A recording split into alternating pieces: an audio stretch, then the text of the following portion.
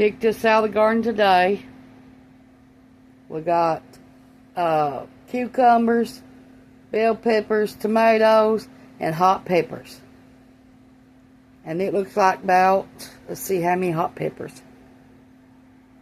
Looks about 13 hot peppers, 2 bell peppers,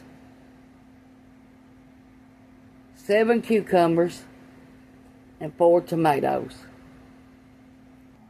Got 9 jars of baked beans canned right here. 4 jars of sweet relish. Got 10 jars of baked beans. 2 jars of regular navy beans canned. That's what we've done today. This table's full of jars again. Every day this week. My table's been full of jars.